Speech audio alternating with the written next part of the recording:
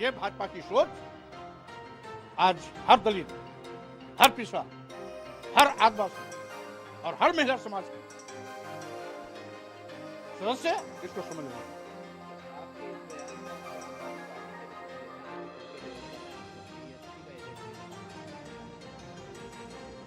जो भी विरोध में है वो संत महंत धर्माचार्य के अलावा एक जाति विशेष के लोग हैं। अगर वर्ण व्यवस्था के आधार पर किया जाए तो 3 वर्ण व्यवस्था के साथ सामने आ रही है। शिवपाल यादव राष्ट्रीय महासचिव बनाए गए हैं। ये बड़ी खबर देखिए सामने आ रही है। समाजवादी शिवपाल सिंह यादव जो अब भारतीय जनता पार्टी तो कोई काम कर नहीं सकती। जो पहले के किए कराए काम है उसी में नेम प्लेट लगा करके झूठी वाहवाही लूटने की कोशिश करती है। ये क्यों नहीं बनाते, ये क्यों नहीं निर्माण करते? नया नया निर्माण करें, नए नए महापुरुषों के नाम पर नामकरण करें और साथ ही साथ भारतीय जनता पार्टी की यही गलत सोच भारतीय जनता पार्टी के पतन का कारण भी बनेगी।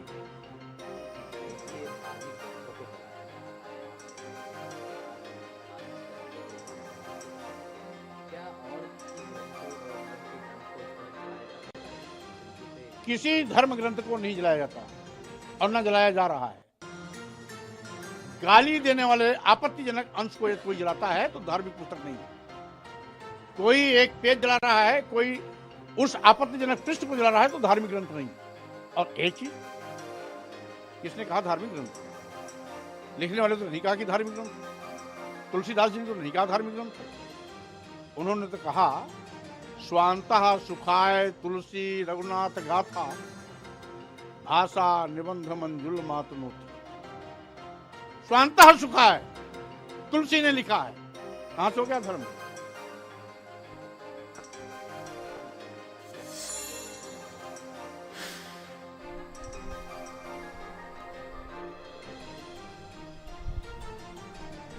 तो देखिए किस तरह से स्वामी प्रसाद मौर्य को सुन रहे थे आप। लगातार जो बयान है उन पर सफाई देते हुए नजर आए।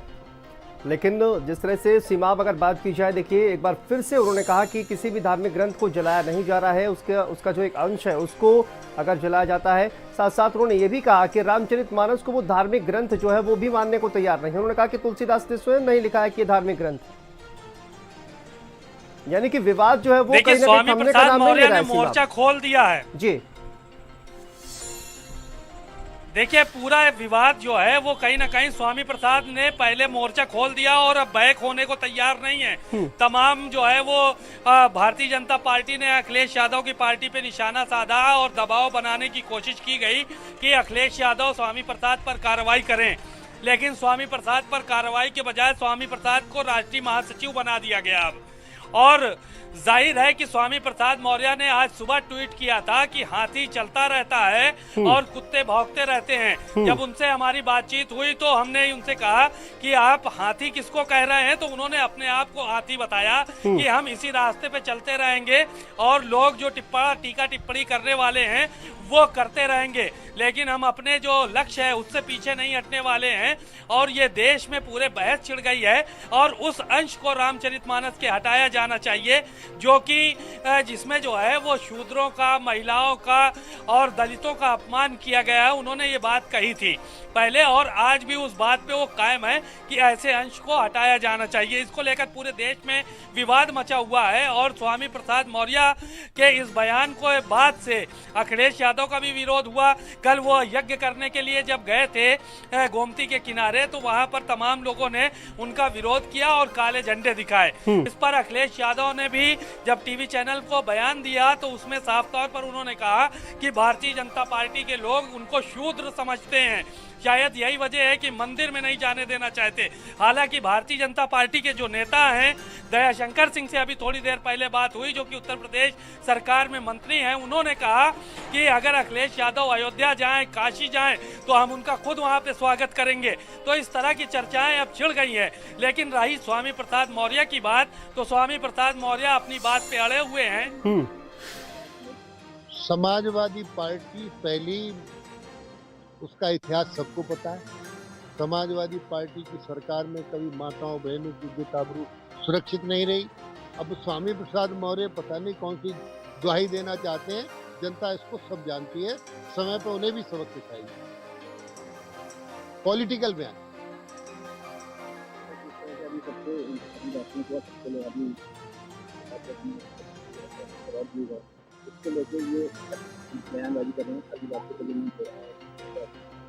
देखिए, चाहे छोटे स्तर पर काम करने वाला हो, आज माननीय प्रधानमंत्री नरेंद्र मोदी जी ने मन की बात की, एक तबला वादक को भी राष्ट्रीय पुरस्कार और ये सम्मान से नवाजने का काम किया गया।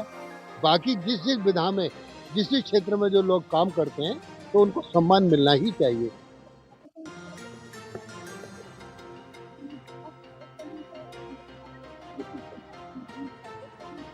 देखिए, जनता अब उसका जनता का मानस ही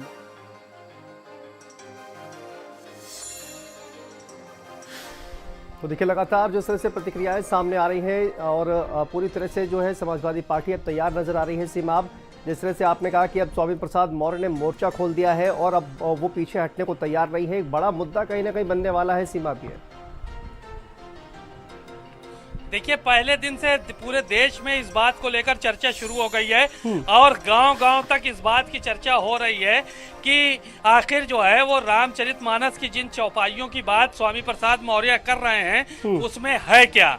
तो ये चीजें जो है वो गांव तक बहस का मुद्दा बन चुकी हैं और पूरे देश में इसको लेकर डिबेट हो रही है। और स्वामी प्रसाद मौर्य का यही कहना है कि 97% लोगों की हम बात कर रहे हैं, महिलाओं की बात हम कर रहे हैं, दलितों की बात कर रहे हैं और शूद्रों की बात कर रहे हैं, बैकवर्डों की बात कर रहे हैं, जिससे जो है वो 97% लोग इसमें आते हैं और उनका अपमान किया गया है।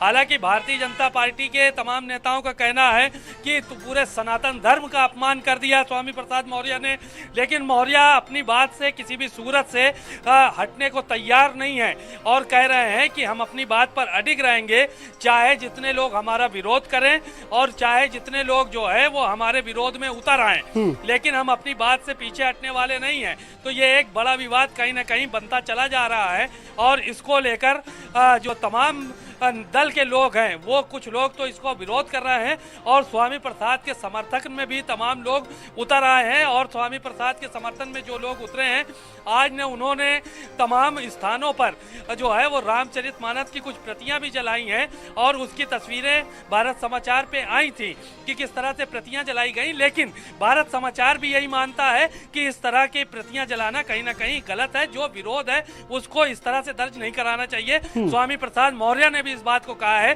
कि किसी भी धार्मिक ग्रंथ को इस तरह से जलाया जाना वो ठीक बात नहीं है, बस उन चौपाइयों को हटाया जाना चाहिए जो कि उसमें जो है वो आपत्तिजनक है, अपमानजनक है। बिल्कुल, और कहीं ना कहीं एक जो है एक नया विवाद भी इससे खड़ा हो सकता है। सीमा अगर बात की जाए, हालांकि स्वामी प्रसाद मौर्य उनका ये कहना है कि प्रतियों को नहीं जलाया गया है बल्कि उस अंश को ही जलाया गया है जिस तरह से ये लगातार जिस तरह से। ठीक है सीमा, आपके पास वापस आते हैं। हमारे साथ अनुराग भदौरिया जी जुड़ गए हैं, समाजवादी पार्टी के